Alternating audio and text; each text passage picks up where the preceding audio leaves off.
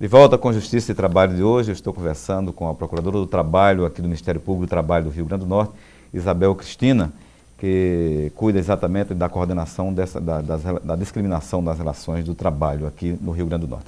Doutora Isabel, é possível existir discriminação ainda no processo de seleção de vagas de emprego, estágio, como por exemplo, quando se exige que a pessoa seja do sexo masculino ou feminino, enfim. O MPT recebe denúncia nesse sentido? Como é que funciona essa coisa toda? Recebe. Há muitos anos, já desde 2006, houve uma grande atuação nacional nesse sentido, onde todos os estados da federação firmaram termos de ajuste com os jornais que publicam anúncios. Porque o que estava acontecendo? Uma grande quantidade de anúncios de empregos com caráter discriminatório, onde se exigia a idade, se exigia que a pessoa fosse jovem, fosse homem. Então, tinha sempre esse viés discriminatório dentro do anúncio. E isso é vedado pela própria CLT, no artigo 373A, ela proíbe expressamente essa discriminação na fase pré-contratual, no caso dos anúncios discriminatórios. Então, nós aqui já tivemos atuações, inclusive houve uma atuação recente contra uma intermediadora de estagiários, que firmou um TAC com a gente, onde um dos anúncios, inclusive esse anúncio circulou pelo Facebook, não foi nem no jornal, e ele dizia que queria candidatos para estágio do sexo masculino. E aí nós chamamos e foi lá, a intermediadora do estágio foi lá e assinou um TAC, se comprometendo a não mais publicar anúncios com essa índole discriminatória. Doutora, é sabido que em 2012, tem as estatísticas do Ministério Público do Trabalho do Rio Grande do Norte, muitos dos procedimentos instaurados pelo MPT aqui, a respeito de discriminação, tinham como motivo, né, ou como origem, tinham como motivo a origem, a raça, a cor e a etnia, os motivos pelos quais os trabalhadores eram discriminados, né? Mas também é sabido que em 2013 agora, esses motivos praticamente deixaram de existir nas estatísticas de autuações do MPT. Isso significa um avanço ou o papel do Ministério Público do Trabalho coibiu esse tipo de discriminação, quer dizer, inicial, quando da investidura de um trabalhador naquele tipo de atividade? Sim, eu acho que isso aí também vem do esforço conjunto de vários órgãos nesse sentido, de conscientizar contra a discriminação. Também o Ministério Público do Trabalho, mas o próprio movimento dos afrodescendentes, que é um movimento muito forte, que vem crescendo nacionalmente, eles vêm exigindo os direitos deles, buscando políticas públicas contra os motivos que os excluíram, né, da sociedade, do trabalho. Então, realmente, eu acho que a discriminação por raça, etnia, hoje em dia, pelo menos aqui no estado, nós temos verificado muito poucas situações desse tipo dentro do ambiente de trabalho. Doutora, além de responder na esfera trabalhista, que outras consequências o empregador que pratique discriminação por origem, cor, raça ou etnia pode sofrer? Bom, além da condenação trabalhista, ele pode ser, se houver racismo mesmo, ele pode ser considerado criminoso, pode responder criminalmente, penal, né? E agora também veio a lei de cotas em concursos públicos federais para os negros. Então, eles vão ter também, igual nas universidades, as cotas nos concursos públicos federais. A exigência do exame de gravidez, por exemplo, no momento de uma contratação, pode ser motivo de discriminação? Sim. Essa é uma dúvida que muitas mulheres que ingressam no mercado de trabalho têm, né? Esse mesmo artigo dos anúncios discriminatórios na CLT, ele também pede que haja exigência de atestado de gravidez, e também não só o atestado, se no momento da seleção a mulher já demonstrar que está grávida, porque o estado gravídico às vezes é visto a olho nu, e ela for discriminada por aquele motivo, ou verificar que houve ali uma certa discriminação, ainda que indireta, ela também pode buscar uma condenação dessa pessoa que a discriminou por esse motivo. Enfim, a mulher grávida está sempre protegida, né, pela lei.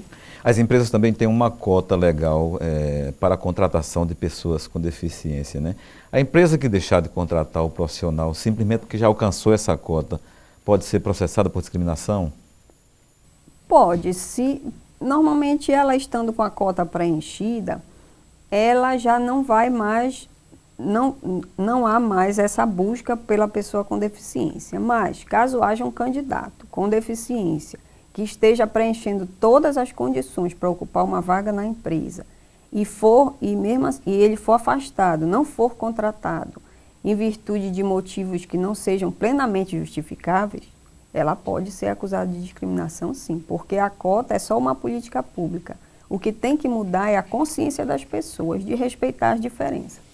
Doutora, a senhora também preside o Fórum Pró-Inclusão que acontece aqui no MPT do Rio Grande do Norte, né?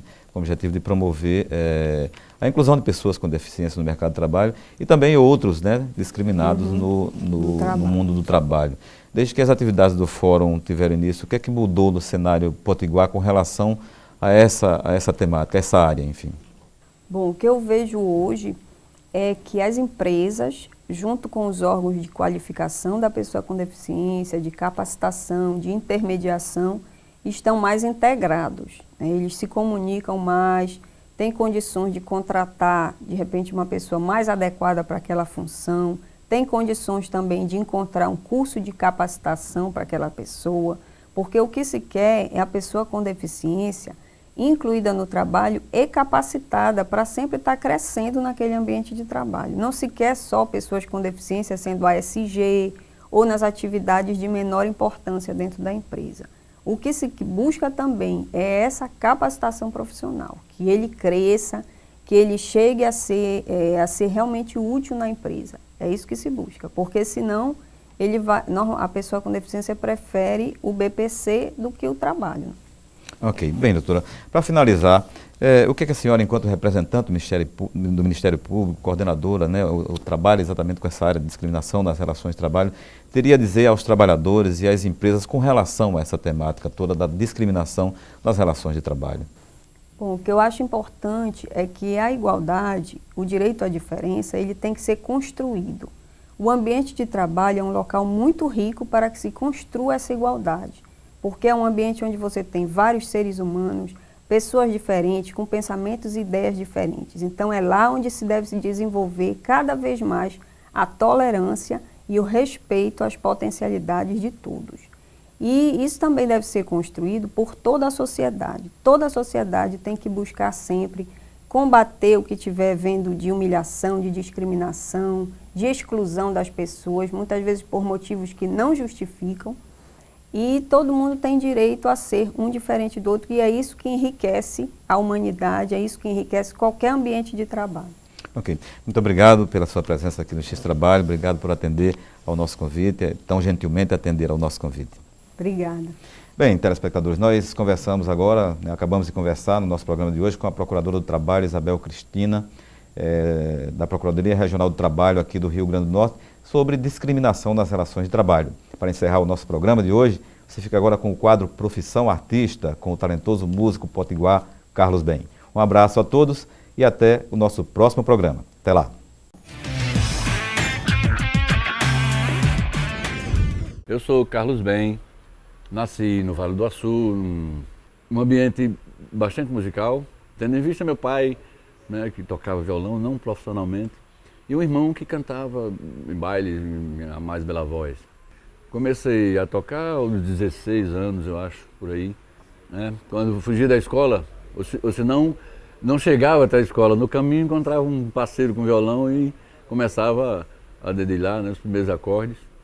Aos 19, 20 anos vim para Natal e fui morar na casa do estudante. Encontrei um novo ambiente musical, tinha alguns estudantes muito talentosos e aquilo me motivou mais ainda. Fiz alguns cursos na Fundação José Augusto, tendo em vista várias influências da nossa música, né, comecei a tocar nos bares profissionalmente. Me sinto feliz, gosto da música, já fiz 2 discos, coisa difícil de fazer, uma mistura assim de prazer com muito esforço, muita paciência, com muito equilíbrio, porque isso me faz bem, me ilumina a alma. O meio artístico é um meio assim, um pouco sisudo com o próprio artista, porque a gente enfrenta dificuldades que às vezes a gente acha que não haveria de tê-la. Portanto, é prazeroso, mas também é sacrificante um pouco. Meu nome é Carlos Ben, sou artista da música popular brasileira potiguar.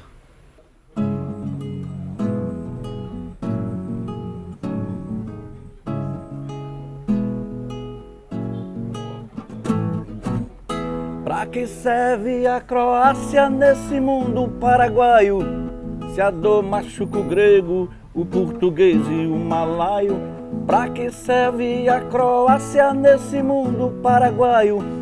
Se a dor machuca o grego, o português e o malaio. Balaio da decadência, humano, brega e hostil. Deu crise de consciência na cabeça do Brasil. Um Iraque de Araque, uma América demente, um Oriente sem rumo, um Ocidente doente.